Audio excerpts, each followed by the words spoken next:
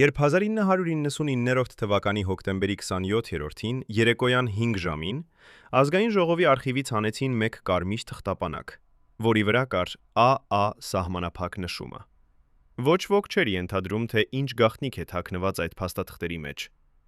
Այդ թղթապանակը պարունակում էր 17 հատ ձեռագիր նշում, արված Վազգեն Սարգսյանի անձնական քարտուղարի ձեռքով, Ադրբեջանի նախագահ Հեյդար Ալիևի հետ 5 գաղտնի հանդիպումների ժամանակ։ Վերջին նշումը թվագրված էր հոկտեմբերի 20-ով, ընդամենը 7 օր առաջ։ Այդ փաստաթղթերում կային 3 բառ, որոնք կարող էին ավերել ամեն ինչ, ինչի համար նա կռվել էր 1998-ին, երբ հեղաշրջեց Լևոն Տեր-Պետրոսյանին։ 3 բառ՝ տարածքների փոխանակում, Մեղրիի միջանցիկ, համաձայնություն սկզբունքորեն։ Արխիվապահը, որը հանում էր թղթապանակը, չգիտեր, որ այդ նույն վայրկյանին Ազգային ժողովի նիստերի դերի դահլիճում արդեն հնչում էին կրակոցներ։ Նա չգիտեր, որ մարդը, ում այդ նշումները պատկանում էին, այլևս չէր կարող պատասխանել հարցին, արդյոք Վազգեն Սարգսյանը իսկապես պատրաստվում էր անել այն, ինչի համար դատապարտեց իր ուսուցչին։ Այս պատմությունը սկսվում է ոչ թե հոկտեմբերի 27-ից, այլ 18 ամիս առաջ, 1998-ի, փետրվարի 3-ին, երբ Վազգեն Սարգսյանը, այն ժամանակ պաշտպանության նախարար, դուրս եկավ Լևոն Տեր-Պետրոսյանի աշխատասենյակից և պաշտոնական երդմամբ ասաց. «Հաղթողին չեն դատում»։ Այդ օրը նա կանգնած էր պատմության խաչմերուկում, որպես ազգային հերոս, որպես ազատամարտի հրամանատար, որպես մարդ, ով մերժեց փուլային տարբերակը և պահպանեց հայ ժողովրդի արժանապատվությունը։ Բայց 1999-րդի աշնանը, երբ Վազգենը նստած էր վարչապետական աթոռին և տեսնում էր իրական թվերը, դատարկ բյուջեն, փակ սահմանները, տնտեսական ճնշման ճգնաժամը, նրա աշխարհը սկսեց փլուզվել։ Մենք վերականգնել ենք այն ամիսները, վկաների, արխիվային փաստաթղթերի, գաղտնազերծված հանդիպումների արձանագրությունների միջոցով։ Եվ այն, ինչ բացահայտվում է, ցնցող է։ Վազգենը տապալել էր Լևոնին այն բանի համար, որ վերջինս համաձայնվել էր քննարկել Ղարաբաղի ինքնավարությունը Ադրբեջանի կազմում։ Նա հայտարարել էր. «Այն, ինչ առաջարկվում է մեզ, կապիտուլյացիա է»։ Նա խոստացել էր, որ ոչ մի թիս հող չի զիջվի։ Բայց հիմա 18 ամիս անց մենք տեսնում ենք, թե ինչպես է նույն Վազգենը նստում Ադրբեջանի նախագահի հետ Սադախլոյի փակ սենյակում և լսում Մեղրիի տարբերակի մասին։ Լռում է, չի վազում դուրս, չի թափահարում սեղանը։ Նա լսում է։ Եվ ավելին, հարցնում է, թե ինչ երաշխիքներ կտրվեն Լաչինի միջանցքի համար։ Այդ պահից սկսած Վազգեն Սարգսյանի քաղաքական կենսագրությունը դառնում է գաղտնիքների շղթա։ Բայց ամենամեծ հարցը՝ ով էր իմացել այդ գաղտնիքները։ Ով էր ներս կանգնած այն սենյակում, երբ նա ընդունում էր, որ Տեր-Պետրոսյանը գուցե ճիշտ էր։ Եկեք վերադառնանք 1999-րդի մայիսին։ Խորհրդարանական ընտրություններն անցան։ Միասնություն դաշինքը Վազգենի և Կարեն Դեմիրճյանի համատեղ նախագիծը ջախջախիչ հաղթանակ տարավ։ Շատերի համար այս դաշինքը անսպասելի էր։ Վազգենը, հեղափոխական, ռազմական մարդ, միավորվում էր Դեմիրճյանի, սովետական դարաշրջանի փորձառու գործչի հետ։ Բայց կարևորը այն էր, որ Դեմիրճյանը հայտնի էր որպես տնտեսական պրագմատիկ մարդ, ով գիտեր ինչպես շահարկել միջազգային կապերը։ Երբ Վազգենը դառավ վարչապետ, նա ժառանգեց երկիր, որը տնտեսապես ընկած էր անդունդում։ Արտաքին պարտքը գերազանցում էր եկամուտներին։ Փակ էին Թուրքիայի և Ադրբեջանի հետ սահմանները, ինչը նշանակում էր տնտեսական շրջափակում։ Մարդիկ հալածվում էին աշխատանքի դեպի Ռուսաստան, երբեք չվերադառնալու նպատակով։ Եվ Վազգենը, այդ ամենը տեսնող մարդը, հասկացավ ահավոր ճշմարտությունը. առանց խաղաղության, առանց սահմանների բացման Հայաստանը չէր դիմանա։ Նա սկսեց փնտրել ելքեր։ Եվ Կարեն Դեմիրճյանը, փորձառու ազդեցիկ գործիչը, որը ուներ իր կապերը Մոսկվայում և Բաքվում, սկսեց նրան ուղղորդել։ Կարենի այրի Ռիմա Դեմիրճյանի վկայությամբ Վազգենը եկել է իրենց տուն և մի գիշերում ջերմեջի մոտ նստած ասել է բառեր, որոնք հնչեցին ողբերգական խոստովանության պես. «Կարեն Սերոբիչ, ես սխալվել եմ։ Լևոնը ճիշտ էր։ Մենք պետք է շուտ լուծենք այս հարցը»։ Դա ոչ թե թուլության ուրացում էր։ Դա այն պահն էր, երբ զինվորական հրամանատարը տեղի էր տալիս պետական գործչին։ Դա այն պահն էր, երբ Վազգենը ձեռք էր առնում աշխատանք, որը նրան սպառնում էր վերածել այն, ինչն անվանում էին դավաճան։ Վազգենի ճակատագիրը կախված էր մեկ անձից՝ Հեյդար Ալիևից։ Ադրբեջանի նախագահը, փորձառու խորհրդային ղեկավար, գիտեր, որ Վազգենն այլևս ոչ թե հրամանատարն է, այլ վարչապետը։ Ալիևը հասկանում էր, որ տնտեսությունը կոտրում է նաև Հայաստանին, և նա առաջարկեց հանդիպել։ Առաջին անգամ նրանք տեսնվեցին հունիսին, Սադախլոյի շրջանում, սահմանագծի վրա փակ շինություններից մեկում։ Վկաները հիշում են, որ Ալիևը խոսում էր հանգիստ, պատմում էր տնտեսական ծրագրերի, նավթամուղների, տարածաշրջանային համագործակցության մասին։ Վազգենը լսում էր, եւ այդ լռությունը արժեր ավելին, քան 1000 հայտարարությունները։ Սադախլոյի հանդիպումներից հետո Վազգենի վարքագիծը սկսեց փոխվել։ Պաշտպանության նախարար Վաղարշակ Հարությունյանը հիշում է, որ Վազգենը դառնում էր ավելի շատ մտածող, ավելի քիչ կատեգորիկ։ Նա դադարել էր ասել ոչ մի թիզ հող։ Փոխարենը նա սկսել էր խոսել երաշխիքների, միջազգային հովանավորության, փուլային իրականացման մասին։ Դա նույն լեզուն էր, որով խոսել էր Լևոն Տեր-Պետրոսյանը։ Դա լեզուն էր այն մարդու, ով հասկանում էր, որ իդեալիզմը չի կերակրի երեխաներին, չի փրկի տնտեսությունը։ Բայց Վազգենի ամենամեծ գաղտնիքը չէր Սադախլոյան հանդիպումները։ Ամենամեծ գաղտնիքը այն էր, որ նա պատրաստվում էր ընդունել ընդհանուր պետություն տարբերակը։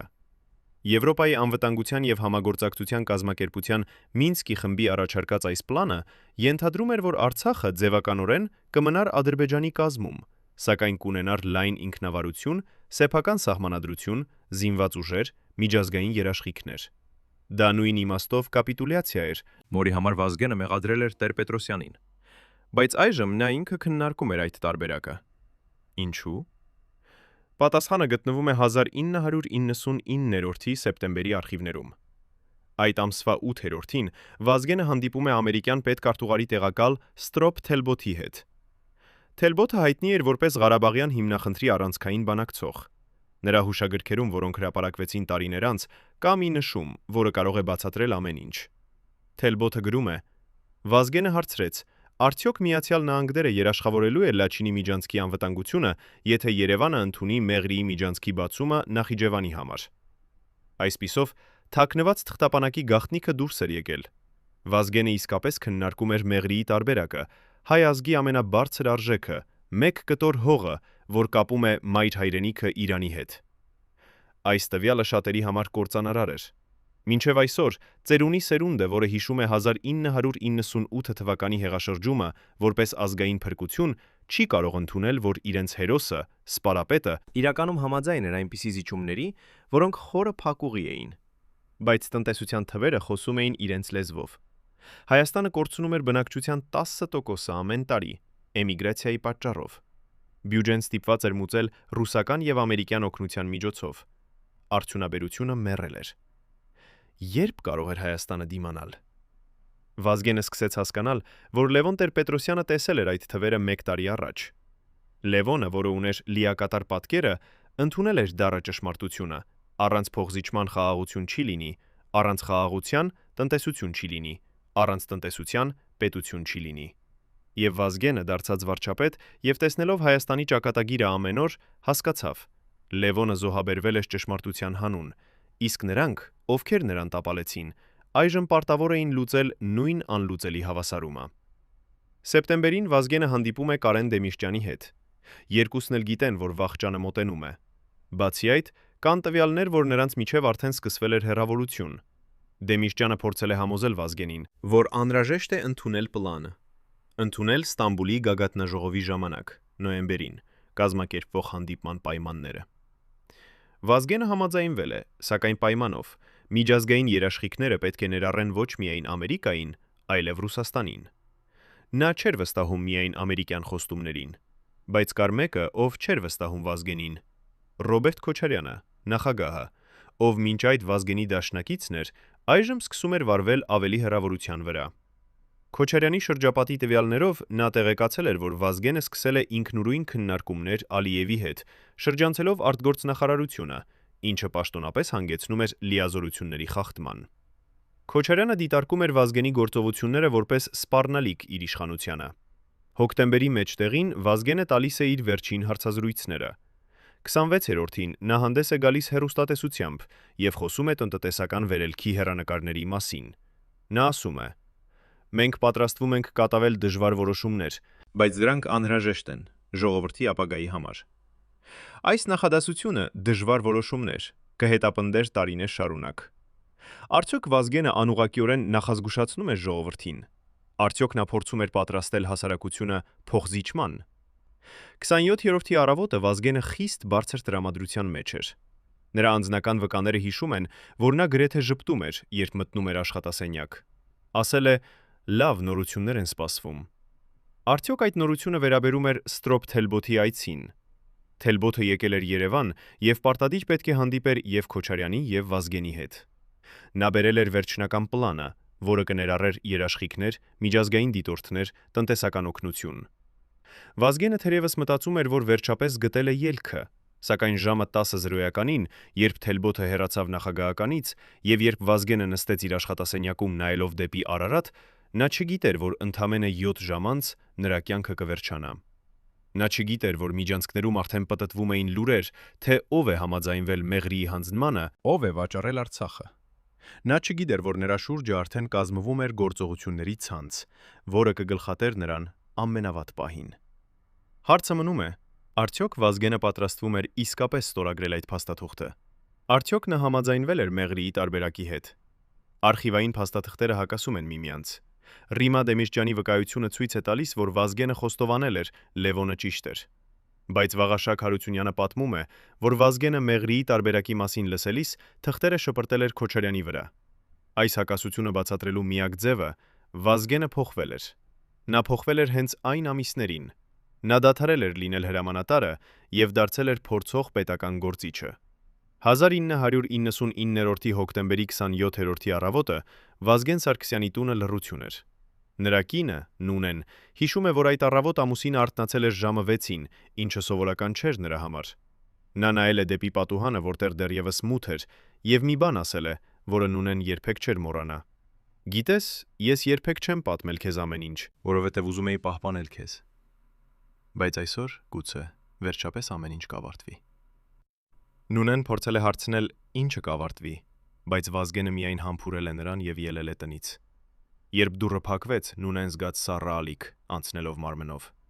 Կինը, ով ապրել էր 20 տարի ռազմական մարդու կողքին, գիտեր, թե ինչ նշանակում է այդ սառը ալիքը։ Այդ առավոտ Վազգենը չէր գնում ազգային ժողով։ Առաջին նպատակակետը Վարդանանց հրապարակի մոտ մի փոքրիկ սրճարան էր, որտեղ նա պայմանավորվել էր հանդիպել մեկ մարդու հետ, ում անունը երբեք չի հնչել պաշտոնական հետաքննության մեջ։ Այդ մարդը, նախկին հետախուզության գնդապետ Արա Աբրահամյանը, որը ծառայել էր Լևոն Տեր-Պետրոսյանի օրոք արտգործնախարարության գաղտնի ստորաբաժանումում։ Արան այն մարդն էր, ով իմանում էր ամեն ինչ Տեր-Պետրոսյանի գաղտնի բանակցությունների մասին Ադրբեջանի հետ 1997-ին։ Եվ այժմ, 2 տարի անց, Վազգենը պետք է լսեր այն, ինչ Լևոնը գիտեր, բայց երբեք չբացահայտեց հրապարակայինորեն։ Սրճարանը դատարկ էր։ Արան նստած էր անկյունային սեղանի մոտ, մի բաժակ սև սուրճ նրա առջև։ Վազգենը մտավ առանց պահապանների, ինչը արդեն իսկ խախտում էր անվտանգության բոլոր կանոնները։ Նա նստեց Արայի դիմացը եւ ասաց. «Պատմիր ինձ ճշմարտությունը։ Ամբողջ ճշմարտությունը այն գասին, թե ինչ գիտեր Լևոնը, որ ես չգիտեի»։ Արան երկար լռեց, հետո հանեց իր ներքին գրպանից մի ծալված թուղթ, որը տպագրված էր հին սովետական մեքենայով։ Այդ թղթում գրված էր ամսաթիվը 1997, նոյեմբերի 12, եւ տակը 12 տող, որոնք փոխեցին Վազգենի դեմքի արտահայտությունը ընդմիշտ։ Այդ 12 տողերը հիշատակում էին մի հանդիպում, որը տեղի էր ունեցել Ստամբուլում, օտար երկրի հատուկ ծառայությունների միջնորդությամբ։ Լևոն Տեր-Պետրոսյանը հանդիպել էր Հեյդար Ալիևի անձնական հավատարիմ բանակցող Ադրբեջանից։ Այդ հանդիպման ժամանակ Ալիևի կողմը առաջարկել էր հետևյալը. Արցախը կմնար Ադրբեջանի կազմում, բայց կստանար ինքնավարություն, որը կլիներ նույնիսկ ավելի լայն, քան Նախիջևանինը։ Փոխարենը Հայաստանը պետք է վերադարձներ 5 շրջանները, բացի Լաչինից եւ Քելբաջարից։ Բայց ամենակարևորը, Հայաստանը պետք է բացեր Մեղրիի մի միջանցքը, Ադրբեջանի եւ Նախիջևանի միջև տրանսպորտային կապի համար։ Փոխարենը Թուրքիան կբացեր սահմանը Հայաստանի հետ։ Վազգենը կարդաց այդ տողերը 2 անգամ, հետո 3-րդ անգամ։ Նրա ձեռքերը սկսեցին թրթռալ։ Արան նայում էր նրան եւ սպասում էր։ Վերջապես Վազգենը բարձրացրեց աչքերը եւ ասաց. «Սա այն է, ինչ Լևոնը ուզում էր ընդունել, եւ մենք նրան տապալեցինք դրա համար»։ Արան պատասխանեց հանգիստ. «Այո, բայց հիմա դու ինքդ ես նստած նույն աթոռին, եւ դու տեսնում ես նույն թվերը, եւ դու գիտես, որ ազգիս շահը պահանջում է այդ որոշումը»։ Վազգենը ծալեց թուղթը եւ դրեց իր գրպանը։ Նա վեր կացավ, վճարեց սուրճի համար եւ դուրս ելավ առանց ուրիշ բառի։ Բայց նրա աչքերում Արան տեսավ ինչ-որ բան, որ նրան սարսափեցրեց։ Դա վախն էր։ Վազգեն Սարգսյանը, մարդը, ով երբեք չէր վախեցել մահից ռազմաճակատում, այժմ վախենում էր։ Վազգենի հոգեբանական վիճակի փոփոխությունը սկսվել էր ոչ թե հոկտեմբերին, այլ 2 ամիս առաջ, օգոստոսին։ Այն ժամանակ նա հանդիպել էր Կարեն Դեմիրճյանի հետ Սևանա լճի ափին, Դեմիրճյանների հին տնակում։ Այդ հանդիպմանը ներկա էր եղել նաև Դեմիրճյանի որդին, Ստեփանը, ով հիշում է ամեն մանրամասը։ Ստեփանը պատմում է, որ նրանք նստած էին տերասայում, երբ երեկոյան շողերը ընկնում էին լճակի ջրերի վրա, եւ Կարեն Դեմիրճյանը հանեց մի փաթեթ փաստաթղթեր։ Այդ փաստաթղթերը տնտեսագիտական վերլուծություններ էին, պատրաստված անկախ փորձագետների կողմից։ Դրանք ցույց էին տալիս, որ Հայաստանի տնտեսությունը կարող էր փլուզվել 5 տարվա ընթացքում, եթե շարունակվեր շրջափակումը։ Ավելին, բնակչությունը կարող էր կրճատվել 30%-ով էմիգրացիայի արդյունքում։ Կարենը ցույց տվեց Վազգենին գրաֆիկները, թվերը, բյուջեի դեֆիցիտը։ Նա խոսեց հանգիստ, ինչպես հայրը որդուն։ Նա ասաց. «Վազգեն ջան, դու զինվոր ես սորես։ Զինվորը պարտավոր է ճանաչել, երբ ճակատամարտը արդեն պարտված է։ Մենք կորցրել ենք տնտեսական ճակատամարտը։ Առանց խաղաղության, առանց բաց սահմանների, մենք չենք ունենա երկիր, որը պաշտպանենք»։ Վազգենը լսում է, եւ Ստեփանը տեսավ, թե ինչպես հայրական բարեկամի խոսքերը կոտրում էին սպարապետի արմատուրը։ Վազգենը չհակընդդեմ եկավ։ Նա ընդունեց ճշմարտությունը, բայց այդ ընդունելությունը նշանակում էր, որ նա պետք է դառնար այն, ինչի դեմ կռվել էր 2 տարի։ Կարենը շարունակեց. «Գիտես ինչու Լևոնը հեռացավ առանց պայքարի։ Որովհետև նա հասկացավ, որ դու դեռևս չես պատրաստ տեսնել իրականությունը։ Նա զոհաբերեց իր անունը, որպեսզի երկիրը չտուժի։ Իսկ հիմա դու պետք է անես նույնը։ Պետք է ընդունես այն, ինչ Լևոնը տեսավ, եւ լուծես այս խնդիրը, նույնիսկ եթե դա կոտրի քո անունը»։ Վազգենը նայեց Սևանա լիճը, որտեղ արևն արդեն մայր էր մտնում։ Նա հարցրեց. «Իսկ ինչ կասեն մարդիկ։ Ինչ կասեն նրանք, ովքեր հավատացին ինձ, երբ ես ասացի չկա կապիտուլյացիա»։ Կարենը պատասխանեց. «Կասեն, որ դու դավաճան ես, ինչպես ասացին Լևոնի մասին, բայց պատմությունը կդատի այլ կերպ։ Պատմությունը կհիշի, որ դու փրկեցիր պետությունը»։ Այդ օրվանից սկսած Վազգենը դարձավ մի այլ մարդ։ Նա դադարեց ժպտալ հանրային հանդիպումներում։ Նա սկսեց անցկացնել ժամերներ մենակ իր աշխատասենյակում, նայելով քարտեզները, որտեղ Արցախը, Հայաստանը, Ադրբեջանը, Թուրքիան արծարծված էին գծերով, սահմաններով, անցուղիներով։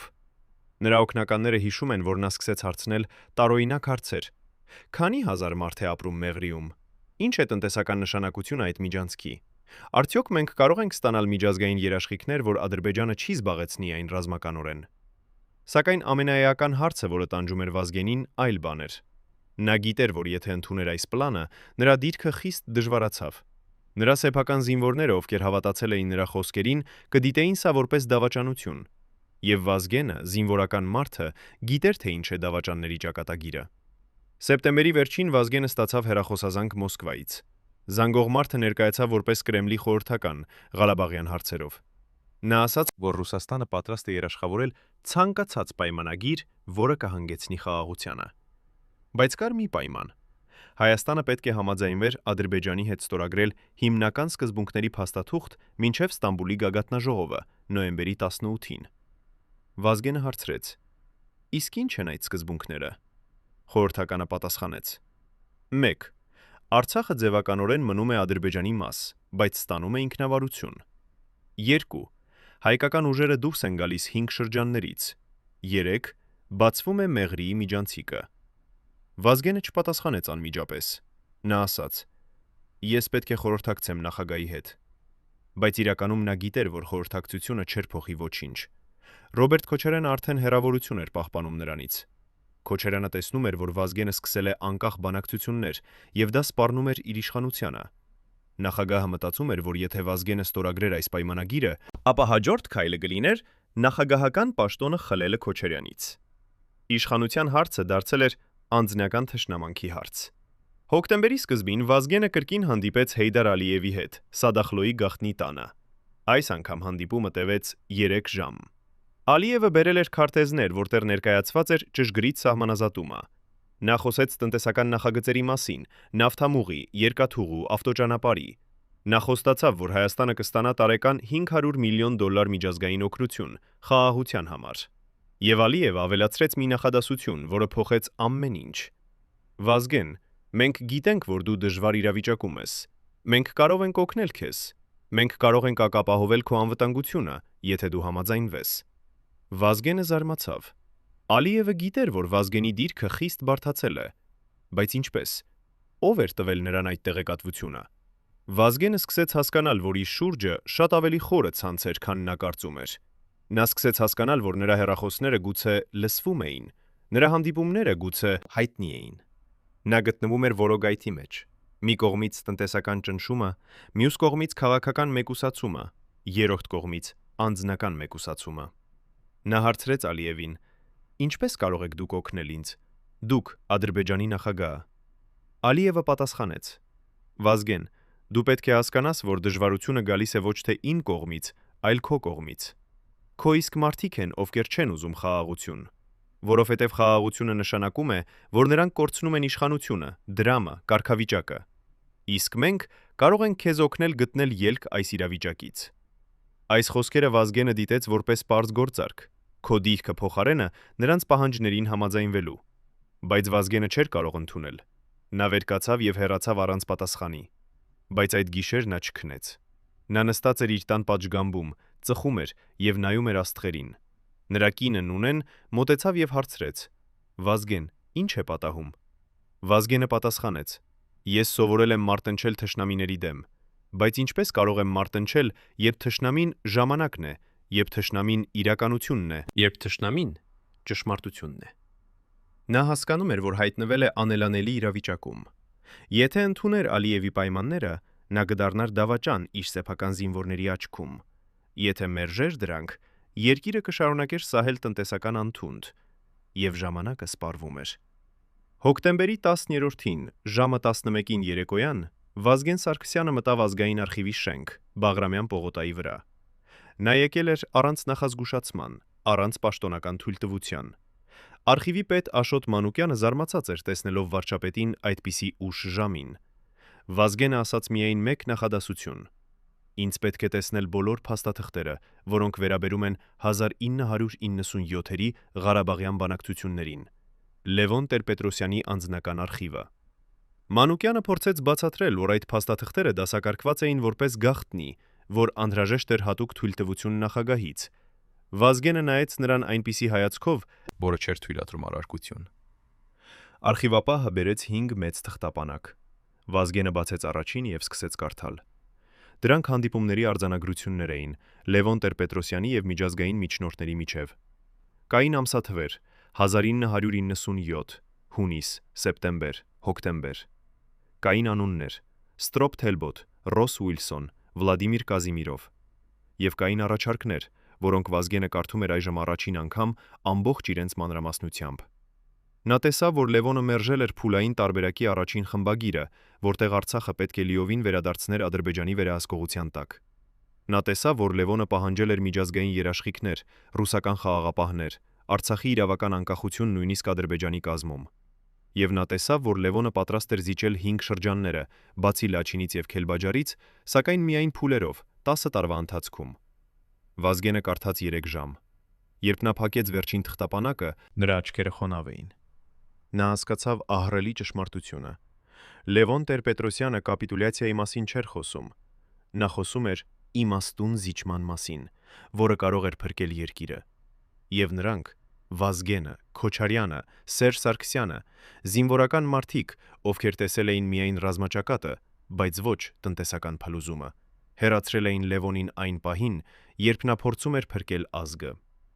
Վազգենը դուրս եկավ արխիվից լիովին այլ մարդ։ Նա հասկացավ, որ պատմությունը կրկնվում է, բայց այս անգամ ինքը նստած է Լևոնի աթոռին։ Եվ հարցը մնում էր. արդյոք ինքը նույնպես կզոհաբերվի ճշմարտության համար։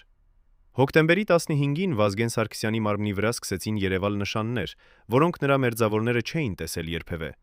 Նրա անձնական բժիշկ Արմեն Չարչյանը հիշում է, որ Վազգենը սկսեց գանգատվել գլխացավերից, անքնությունից։ Նա նիհարել էր 10 կիլոգրամ 3 ամսում։ Նրա դեմքը, որը միշտ եղել էր լիովին կենսուրախ, այժմ ձգձգված էր,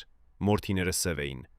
Երբ Չարչյանը չափեց նրա ճնշումը, տեսավ, որ այն էր 190-110 վրա, վտանգավոր բարձր։ Նա խորհուրդ տվեց Վազգենին հանգստանալ, վերցնել արձակուրդ։ Վազգենը միայն ծիծաղեց դառնորեն եւ ասաց. «Բժիշկ ջան, մարմինը հոգնած չէ, հոգին է հոգնած»։ Այդ նույն օրը Վազգենը հրավիրեց անվտանգության խորհրդի փակ նիստ։ Ներկա էին Ռոբերտ Քոչարյանը, Սերժ Սարգսյանը, Վաղարշակ Հարությունյանը, արտաքին գործերի նախարարը։ Վազգենը դրեց սեղանին մի քարտեզ, որի վրա նշված էին Ադրբեջանի առաջարկած սահմանագծերը։ Նա սկսեց խոսել հանգիստ, սառը ձայնով, որը շատերը չէին ճանաչում։ Նա ասաց. «Պարոնեք, մենք 11 տարի ենք ապրում պատերազմից հետո։ 11 տարի մեր տնտեսությունը փլուզվում է։ 11 տարի մեր երիտասարդները փախչում են երկրից, եւ մենք գիտենք, որ առանց խաղաղության մենք չենք ունենա ապագա»։ Սենյակում լռություն էր։ Սերժ Սարգսյանը նայում էր Վազգենին զարմացած։ Քոչարյանը նստած էր անշարժ, դեմքը քարացած։ Վազգենը շարունակեց. «Ես ստացել եմ առաջարկ Ադրբեջանից, որը ներառում է տարածքային փոխզիջումներ։ Ես գիտեմ, որ այս բառերը ձեզ համար անընդունելի են։ Բայց ես խնդրում եմ ձեզ տեսնել իրականությունը։ Մենք չենք կարող սպասել ավելի, քանի որ ժամանակը աշխատում է մեր դեմ»։ Այդ պահին Քոչարյանը ընդհատեց նրան. «Վազգեն, դու ինչ ես առաջարկում մեզ։ Արդյոք դու առաջարկում ես, որ մենք հանձնենք այն, ինչի համար հազարավոր զինվորներ զոհվեցին»։ Վազգենը նայեց Քոչարյանին ուղիղ աչքերի մեջ եւ ասաց բառեր, որոնք սառեցրին սենյակը. «Ես առաջարկում եմ, որ մենք փրկենք ազգը։ Նույնիսկ եթե դա նշանակում է, որ մենք զոհաբերում ենք մեր անունները»։ Քոչարյանը վեր կացավ սեղանից եւ ելավ առանց բառի։ Սերժ Սարգսյանը հետևեց նրան։ Սենյակում մնացին միայն Վազգենը եւ Վաղարշակ Հարությունյանը։ Հարությունյանը մոտեցավ Վազգենին եւ դրեց ձեռքը նրա ուսին։ Նա ասաց. «Վազգեն, դու պատրաստվում ես քայլ կատարել, որը քեզ կանջատի բոլորից։ Դու պատրաստ ես դրան»։ Վազգենը պատասխանեց. «Ես պատրաստ եմ անել այն, ինչ անհրաժեշտ է»։ Այդ օրվանից սկսած Վազգենի եւ Քոչարյանի միջև սառը պատերազմ սկսվեց։ Նախագահը դադարեց ընդունել վարչապետի զանգերը։ Նրանց հանդիպումները դարձան հազվադեպ եւ պաշտոնական։ Քոչարյանի շրջապատի մարդիկ սկսեցին տարածել լուրեր, որ Վազգենը փորձում է ինքնուրույն վարել արտաքին քաղաքականություն։ Իսկ Վազգենի համախոհները սկսեցին հարցնել. արդյոք նա դեռևս վստահելի է որպես ազգային հերոս։ Հոկտեմբերի 20-րդին գիշերը Վազգեն Սարգսյանը նստած էր իր աշխատասենյակում կառավարական տան երկրորդ հարկում։ Նրա առջև դրված էին երկու փաստաթուղթ։ Առաջինը Ադրբեջանի առաջարկած սկզբունքների հռչակագիրը, որտեղ ամփոփված էին բանակցությունների հիմնական կետերը։ Երրորդ կետում գրված էր. տրանսպորտային միջանցիկների փոխադարձ բացում Հայաստանի Հանրապետության եւ Ադրբեջանի Հանրապետության միջև, ներառյալ Նախիջևանյան ուղղությունը։ Վազգենը գիտեր, թե ինչ է նշանակում այդ Նախիջևանյան ուղղությունը, Մեղրիի միջանցիկը։ Երկրորդ փաստաթուղթը նամակ էր Լևոն Տեր-Պետրոսյանից։ Այո, նախկին նախագահից, ում Վազգենը տապալել էր 18 ամիս առաջ։ Նամակը բերել էր անհայտ մարդ, ով թողել էր այն պահապանության մոտ առանց ուրիշ բացատրության։ Վազգենը բացեց ծրարը դողդոջուն ձեռքերով։ Նամակը գրված էր ձեռքով, Լևոնի ճանաչելի գրատիպով։ Տեքստը սկսվում էր. Վազգեն, եթե կարդում ես այս նամակը, նշանակում է դու հասել ես այն կետին, որտեղ ես էի 1997-ին։ Դու տեսնում ես այն ճշմարտությունը, որը ես տեսա, բայց չկարողացա համոզել ձեզ։ Նամակը երկար էր, 3 էջ։ Լևոնը գրում էր առանց դառնության, առանց մեղադրանքի։ Նա բացատրում էր իր տրամաբանությունը, ինչու ընտրեց փուլային տարբերակը։ Նա գրում էր. «Ես հասկացա, որ անկախ Արցախը հնարավոր չէ առանց միջազգային ճանաչման, եւ միջազգային ճանաչումը հնարավոր չէ առանց Ադրբեջանի համաձայնության։ Այսպիսով մենք պետք է գտնեինք ձև, ապահովելով Արցախի ինքնավարությունը, բայց ձևականորեն տալով Ադրբեջանին այն, ինչ նրանք պահանջում էին՝ իրենց տարածքային ամբողջականությունը։ Դա կապիտուլյացիա չէր, դա դիվանագիտություն էր»։ Վազգենը կարդաց նամակի վերջին պարբերությունը, որը հնչում էր որպես կտակարան։ Վազգեն, եթե դու համաձայնվես այս ճանապարհին, գիտիր, քեզ կանվանեն դավաճան, քեզ կատակալեն, քո սեփական զինվորները կարող են հեռանալ քեզանից, բայց պատմությունը, իրական պատմությունը, այն ինչ կմնա 30-50 տարի հետո, կցույց կտա, որ դու փրկեցիր ազգը։ Դու պետք է ընտրես անձնական փառքը, թե ազգի գոյատևումը։ Ես կատարեցի իմ ընտրությունը, այժմ հերթը քոնն է։ Վազգենը ծալեց նամակը եւ դրեց գրպանը։ Նա նայեց պատուհանից դեպի Երևանի լույսերը, որոնք փայլում էին մութ գիշերում։ Նա մտածեց. արդյոք այդ լույսերը կշարունակեն փայլել, եթե ինքը չկատարի ճիշտ որոշումը։ Այդ գիշեր նա կանչեց Կարեն Դեմիրճյանին։ Ժամը 3-ն էր գիշերվա։ Կարենը պատասխանեց անմիջապես, կարծես սպասում էր զանգին։ Վազգենը ասաց. Կարեն Սերոբիչ, ես պատրաստ եմ։ Ես պատրաստ եմ ստորագրել։ Կարենը երկար լռեց, հետո ասաց. Վազգեն ջան, դու ճիշտ ես որոշում, բայց պետք է հասկանաս, դու մտնում ես դժվարին ճանապարհ, եւ ես կլինեմ քեզ հետ այդ ճանապարհին։ Վազգենը զգաց թեթևացում։ Առաջին անգամ 3 ամսում նա զգաց, որ ճիշտ քայլ է անում։ Բայց հաջորդ առավոտ, երբ Վազգենը եկավ վարչապետարան, նրան սպասում էր անակնկալ հյուր։ Սերժ Սարգսյանը, ներքին գործերի նախարարը եւ Վազգենի ամենամոտ դաշնակիցներից մեկը։ Սերժը մտավ աշխատասենյակ առանց թակոցի։ Նա նստեց Վազգենի դիմաց եւ ասաց հանգիստ. Վազգեն, ես լսել եմ, որ դու պատրաստվում ես քայլ անել, որը կարող է ամեն ինչ փոխել։ Ես եկել եմ հարցնելու, ճիշտ է դա։ Վազգենը նայեց Սերժին եւ հասկացավ լուրերը արդեն տարածվել են։ Նա ասաց. Սերժ, մենք զինվորներ ենք,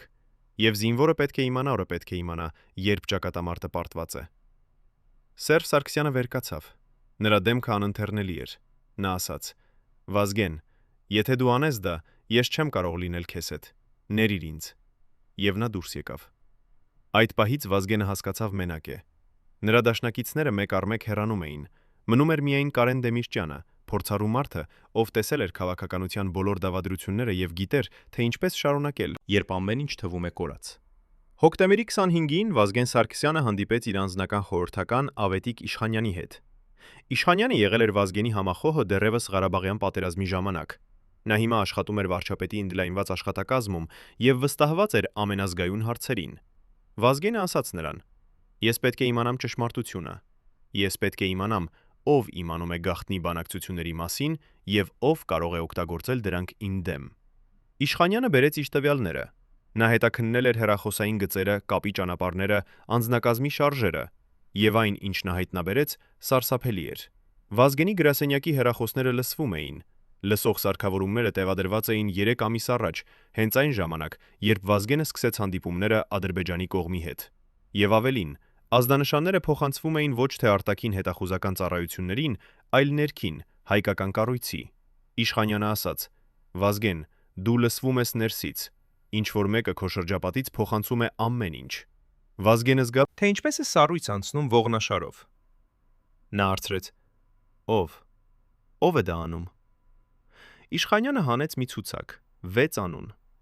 Վազգենը ճանաչեց այդ անունները։ Դրանք մարդիկ էին, որոնց նա վստահում էր, որոնց նա համարում էր իր ընկերներ։ Նա հասկացավ, դավադրությունը ավելի խորն էր, քան կարծում էր։ Նա հասկացավ, իր շուրջը բռնած էր ցանց, որից դուրս գալը գրեթե անհնար էր։ Այդ գիշեր Վազգենը հավաքեց իր ընտանիքը,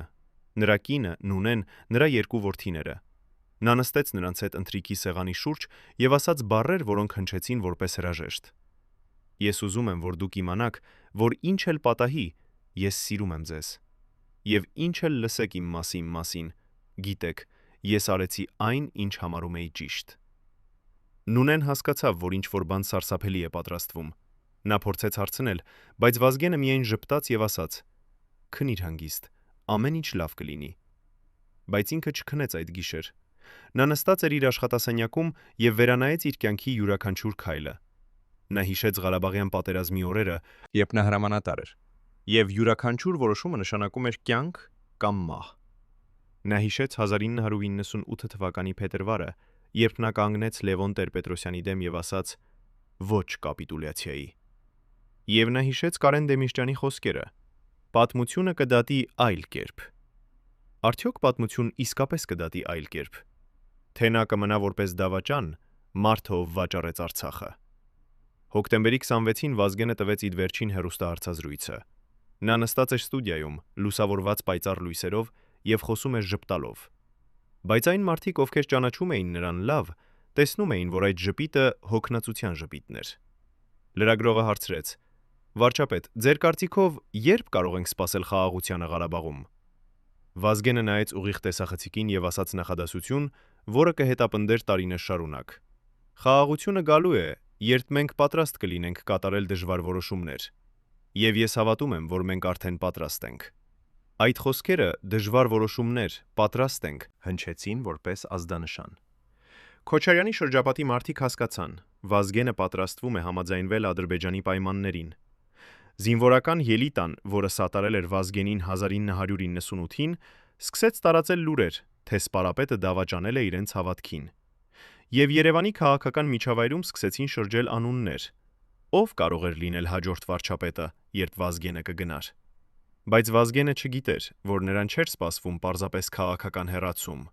Նա չգիտեր, որ հոկտեմբերի 27-ը դառնալու էր ավելի քան պարզապես եւս մեկ օր։ Նա չգիտեր, որ ժամը 17 ժամ 15 րոպեին, երբ նա կնստեր ազգային ժողովի նիստերի դահլիճում, պատմությունը կփոխվեր ընդմիշտ։ Հարցը մնում էր. ով գիտեր, որ այդ օրը Վազգեն Սարգսյանը պատրաստվում էր վերջնականապես համաձայնվել խաղաղության պլանին։ Ով էր վախենում, որ այդ համաձայնությունը կփոխի ամեն ինչ։ եւ ով էր պատրաստ անել ամեն ինչ կանխելու դա։ Հոկտեմբերի 27-րդի առավոտը Ստրոփ Թելբոթը մտավ Երևանի Մարիոթ հյուրանոցի լոբբի ժամը 9:00։ Նրա դիվանագիտական պայուսակում էր փաստաթուղթ, որը կարող էր դադարեցնել 11 տարվա պատերազմական վիճակը։ Փաստաթղթի անվանումը Երևանի հռչակագիր խաղաղության սկզբունքների մասին։ 7 կետ։ Յուրաքանչյուրը մանրակրկիտ ձևակերպված միջազգային իրավաբանների կողմից։ Երրորդ կետը, որը քաղված էր լատինատար տպագրությամբ, հնչում էր հետևյալ կերպ. Հայաստանի Հանրապետությունն ու Ադրբեջանի Հանրապետությունը պարտավորվում են բացել փոխադարձ տրանսպորտային միջանցիկներ, ներառյալ Նախիջևանյան ուղղությամբ երթևեկությունը միջազգային դիտորդների հսկողության ներքո։ Այս մեկ նախադասությունը, որը թաքցված էր դիվանագիտական լեզվի ծալքերում, նշանակում էր Մեղրիի միջանցքի բացումը։ Թելբոթը հանդիպեց նախ Ռոբերտ Քոչարյանի հետ նախագահական նստավայրում։ Հանդիպումը տևեց 45 րոպե։ Քոչարյանը ունկնդրեց առանց ընդհատման. Դեմքը անկարդալի։ Երբ Թելբոթը ավարտեց ներկայացումը, Քոչարյանը ասաց միայն մեկ նախադասություն. Ես պետք է խորհրդակցեմ վարչապետի հետ։ Այդ խոսքերում Թելբոթը չզգաց էնտուզիազմ, նույնիսկ ոչ հույս։ Նա զգաց սառը հեռավորություն, այն տեսակի հեռավորությունը, որը դիվանագետները ճանաչում են որպես մերժման նախազգուշացում։ Հետո Թելբոթը գնաց կառավարական տուն։ Վազգենը սպասում էր նրան իր աշխատասենյակում, պատուհանի մոտ, որտեղ երևում էր Արարատ լեռան գագաթը, արևի առաջին ճառագայթներով լուսավորված։ Երբ Թելբոթը մտավ, Վազգենը չհամբուրեց նրան ավանդական հայկական ձևով, չառաջարկեց սուրճ։ Նա ուղղակի ասաց. Ես կարդացել եմ փաստաթուղթը։ Այն, ինչ դուք առաջարկում եք, համապատասխանում է իրականությանը, բայց ես պետք է լսեմ ձեր երաշխիքները։ Թելբոթը նստեց եւ սկսեց խոսել 3 ժամ անընդհատ։ Նա խոսեց ամերիկյան զինված ուժերի հնարավոր ներկայության մասին Լաչինի միջանցքում, խոսեց տնտեսական օգնության ծրագրի մասին 3 միլիարդ դոլար 10 տարում, խոսեց Թուրքիայի սահմանի բացման մասին 6 ամսում։ Վազգենը լսում էր, եւ յուրաքանչյուր հարցը, որը նա տվեց, ցույց էր տալիս, որ նա արդեն որոշել է։ Նա հարցրեց. Արդյոք Ռուսաստանը կհամաձայնվի խաղաղապահ ուժեր տեղակայել։ Թելբոթը պատասխանեց. Այո, Մոսկվան արդեն տվել է նախնական համաձայնությունը։ Վազգենը հարցրեց. Արդյոք Արցախի ինքնավարությունը կներառի սեփական զինված ուժեր։ Թելբոթը պատասխանեց. Այո, բայց դրանք կանվանվեն ոստիկանություն, ոչ բանակ։ Վազգենը հարցրեց վերջին հարցը, որը եղավ ամենակարևորը. Եթե ես ստորագրեմ այս փաստաթուղթը Ստամբուլում, արդյոք դուք երաշխավորում եք, որ Ադրբեջանը չի հարձակվի Արցախի վրա հետագայում։ Թելբոթը լռեց երկար, հետո ասաց ճշմարտությունը. Վազգեն, ոչ ոք չի կարող երաշխավորել 100%, բայց այն, ինչ մենք առաջարկում ենք, ձեր երկրի միակ հնարավորությունն է ապրելու որպես պետություն։ Այդ խոսքերից հետո Վազգենը վեր կացավ, մոտեցավ պատուհանին եւ նայեց Արարատը։ Նա ասաց բառեր, որոնք Թելբոթը յուրագրեց իր հուշերում բառացի։ Գիտեք ինչու ես սիրում եմ այդ լեռը, որովհետև այն միշտ կա, անկախ նրանից, թե մենք ինչ ենք անում, ինչ սխալներ ենք թույլ տալիս, ինչ դավաճանություններ ենք գործում։ Այն մնում է։ Եվ ես ուզում եմ, որ հայ ժողովուրդը նույնպես մնա, անկախ նրանից, թե ինչ է պատահելու ինձ հետ։ Հետո նա շրջվեց դեպի Թելբոթը եւ ասաց նախադասություն, որը ամերիկացի դիվանագետը երբեք չէր սպասում լսել։ Ես կստորագրեմ Ստամբուլում, բայց ոչ այսօր, ոչ վաղը։ Ես պետք է նախապատրաստեմ ժողովրդին, եւ դա պահանջում է ժամանակ։ Թելբոթը հեռացավ Երևանից կեսօրին, գիտակցելով, որ Վազգենը համաձայնել է, բայց նաեւ հասկանալով, որ այդ համաձայնությունը փխրուն է, ինչպես շատ բարակ ապակին։ Վազգենը գիտեր, որ Քոչարյանը արդեն տեղեկացված է։ Նա գիտեր, որ նախագահը չի ընդունի այս որոշումը առանց պայքարի, բայց նա չէր սպասում, որ պայքարը կսկսվի այդքան արագ։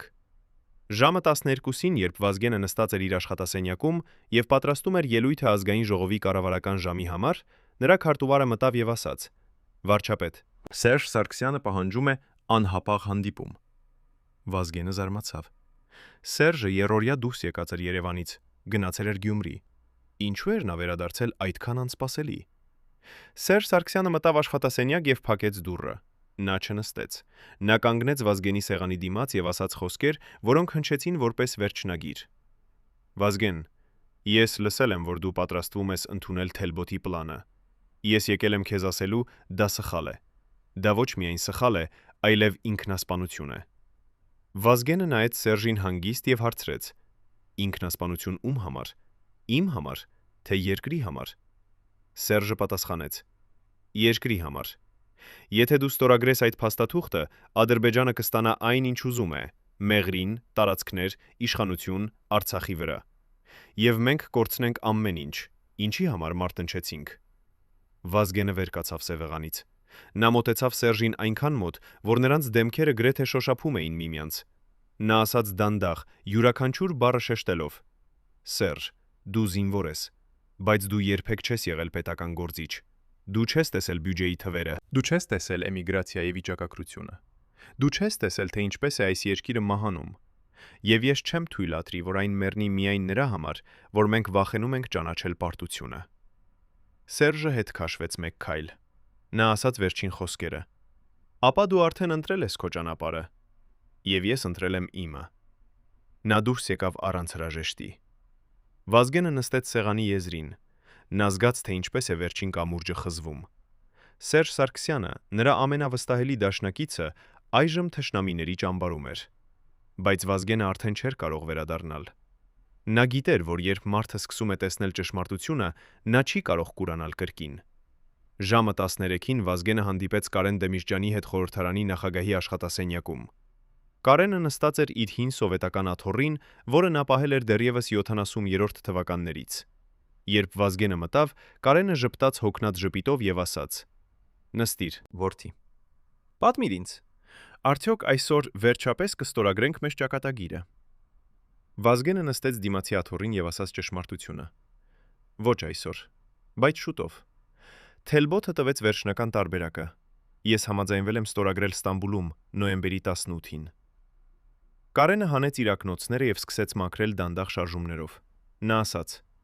Վազգեն, դու գիտես, թե ինչ է սպասվում մեզ։ Դու գիտես, որ մեզ կանվանեն դավաճաններ։ Մեր պատկերները կայրեն Երևանի հրապարակներում։ Մեր անունները կլինեն անեծք 30 տարի։ Վազգենը պատասխանեց հանգիստ. Ես գիտեմ, բայց ես նաև գիտեմ, որ 50 տարի հետո, երբ հայ երեխաները կուսումնասիրեն պատմություն, նրանք կհասկանան, որ մենք փրկեցինք ազգը։ Կարեն Դեմիրճյանը դրեց ակնոցները եւ նայեց Վազգենին այնպիսի հայացքով, որտեղ խառնվում էին վշտակցությունը, հպարտությունը եւ վախը։ Նա ասաց. Որդի, ես պատրաստ եմ գնալ այդ ճանապարհով քեզ հետ, բայց պետք է քեզ նախազգուշացնեմ. Քոչարյանը չի հանգստանա։ Նա գիտի, որ եթե դու ստորագրես այդ պայմանագիրը, նրա իշխանությունը կավարտվի։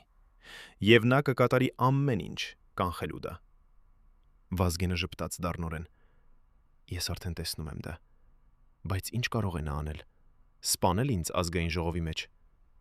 Այդ խոսքերը նա ասաց կատակի տոնով, բայց Կարենը չծիծաղեց։ Նա ասաց լուրջ. Վազգեն, մի խաղա քաղաքականության մեջ կյանքով։ Այստեղ կյանքը ամենաէժան արժեքն է։ Բայց Վազգենը չլսեց այդ նախազգուշացումը։ Նա մտածեց, որ Կարենը չափազանցնում է։ Նա մտածեց, որ անգամ Քոչարյանը չի համարձակվի անել այնպիսի քայլ, որը կարող էր աղերել ամբողջ երկիրը։ Նա սխալվեց։ Ժամը 15-ին Վազգենը հեռացավ կառավարական տնից եւ գնաց ազգային ժողով։ Այդ օրը նախատեսված էր կառավարական ժամ, որտեղ վարչապետը պետք է պատասխաներ падգամավորների հարցերին տնտեսական քաղաքականության մասին։ Վազգենը պատրաստել էր ելույթ, որտեղ նա պատրաստվում էր անուղղակիորեն նշել խաղաղության անհրաժեշտությունը։ Նա պատրաստվում էր ասել նախադասություն, որը կմտներ պատմություն. Մենք չենք կարող ապրել անվերջ պատերազմում։ Խաղաղությունը պահանջում է զոհողություններ, բայց ազգի գոյատևումը արժե ցանկացած զոհողության։ Բայց նա երբեք չասաց այդ նախադասությունը։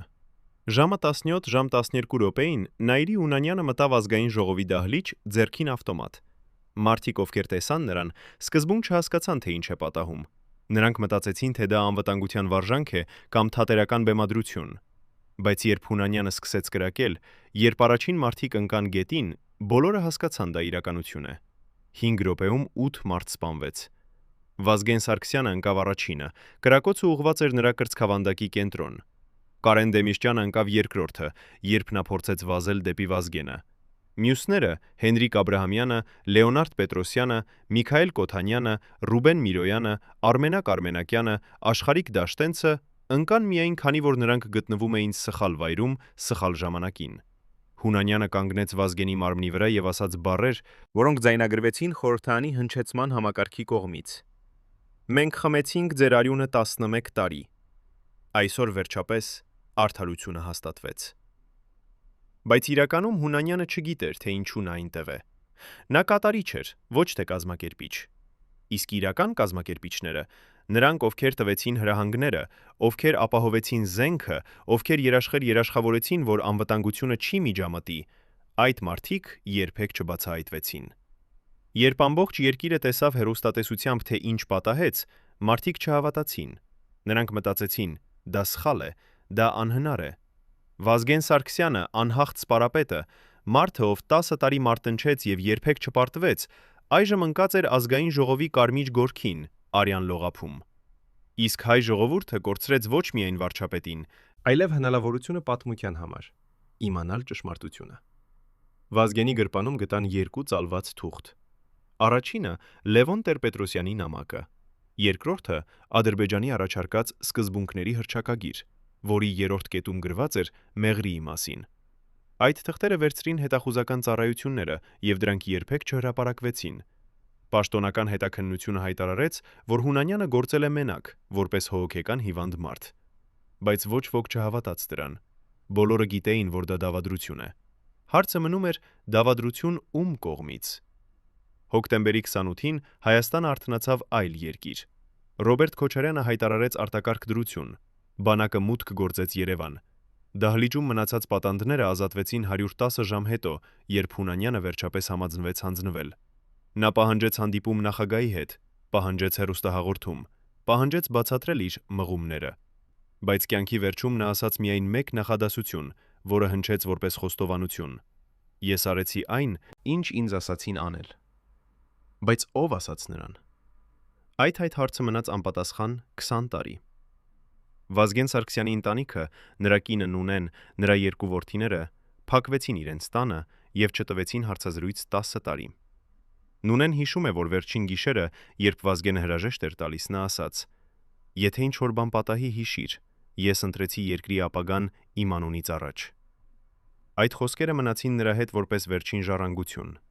Կարեն Դեմիշճյանի ընտանիքը փորձեց պահանջել իրական հետաքննություն։ Նրա որդի Ստեփանը, ով հետագայում դարձավ քաղաքական գործիչ, ծիչ տարիներ պայքարեց բացահայտելու իրական պապատվիրատուներին։ Բայց յուրաքանչյուր անգամ, երբ հետաքննությունը մոտենում էր ճշմարտությանը, այն փակվում էր բարձր կարգադրությամբ։ Սերժ Սարգսյանը դարձավ պաշտպանության նախարար, հետո վարչապետ, հետո նախագահ։ 20 տարի անց նա չխոսեց երբեք հոկտեմբերի 27-ի մասին։ Երբ լրագրողները հարցնում էին նրան, արդյոք նա գիտեր Վազգենի ծրագրերի մասին, Նա պատասխանում էր միայն. Պատմությունը պետք է դատի։ Ռոբերտ Քոչարյանը մնաց նախագահ 10 տարի։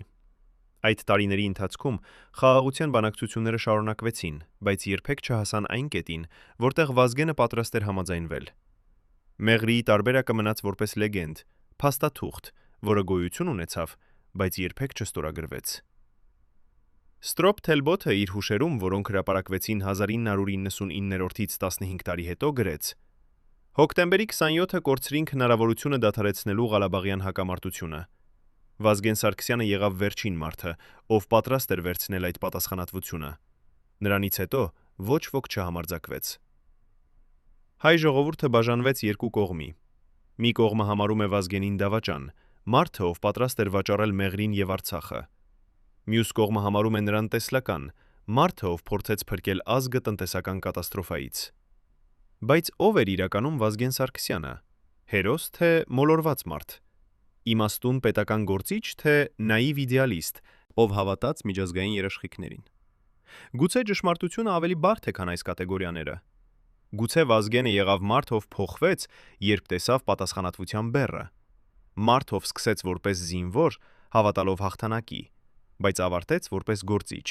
հասկանալով, որ իրական հաղթանակը երբեմն նշանակում է ճանաչել պարտությունը։ Այսօր, ավելի քան 20 տարի անց, հայ պատանիները, ովքեր չեն հիշում Վազգենին կենդանի, սովորում են նրա մասին դպրոցներում։ Ուսուցիչները պատմում են նրանց Ղարաբաղյան պատերազմի մասին, Սպարապետի մասին, նրա հերոսության մասին, բայց նրանք չեն պատմում վերջին ամիսների մասին, երբ Վազգենը դարձավ այլ մարդ։ Նրանք չեն պատմում գաղտնի բանակցությունների մասին, Մեղրիի տարբերակի մասին, Լևոն Տեր-Պետրոսյանի նամակի մասին, որովհետև այդ պատմությունը չունի պարզ հերոսներ եւ չարագործներ։ Այն պատմություն է մարդկային ընտրության մասին, երբ ճիշտ ու սխալը խառնվում են անբաժանելիորեն։ Կարեն Դեմիրճյանի այրի Ղիման մեռավ, չտեսնելով արդարությունը։ Նրա վերջին հարցազրույցում, տրված հոկտեմբերի 27-ի 15 տարի հետո, նա ասաց. «Ես չգիտեմ, թե ով սպանեց իմ ամուսնուն, բայց ես գիտեմ, որ նրանք, ովքեր օգտվեցին նրա մահից, դեռ իշխանության մեջ են, եւ դա ավելի սարսափելի է, քան ցանկացած ճշմարտություն»։ Հայաստանը շարունակեց ապրել տնտեսական դժվարություններում։ Շրջափակումը չվերացավ։ Թուրքիայի սահմանը մնաց փակ։ Արցախի հիմնախնդիրը չլուծվեց։ Եվ 1999 հոկտեմբերին կորցրած հնարավորությունը, այն հնարավորությունը, որն առաջարկում էր Վազգեն Սարգսյանը, երբեք չվերադարձավ։ Եվ այսպես Հայաստանը մնաց անորոշության մեջ։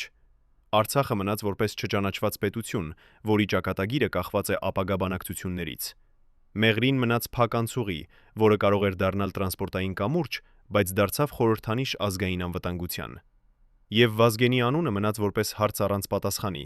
Արդյոք նա փրկել էր ազգը, թե փորձել էր փրկել եւ ձախողվել։ Բայց ամենակարևոր հարցը, որը դեռ մնում է, ոչ թե արդյոք Վազգենը ճիշտ էր կամ սխալ։ Ամենակարևոր հարցը՝ ով կանգնում էր այն ամենի հետևում։ Ով էր իսկական շահառուն հոկտեմբերի 27-ի։ Ով էր մարդը կամ խումբը, որը վախենում էր խաղաղությունից ավելից, քան պատերազմից։ Ով էր այն ուժը, որը որոշեց, որ Վազգեն Սարգսյանը պետք է լռեցվի հենց այն պահին, երբ նա պատրաստվում էր փոխել պատմությունը։ Այս հարցերը մնում են բաց, եւ ամեն տարի, երբ հայ ժողովուրդը հիշում է հոկտեմբերի 27-ը, նրանք հիշում են ոչ միայն զոհերին, այլև կորցրած հնարավորությունը վերջապես իմանալու ճշմարտությունը։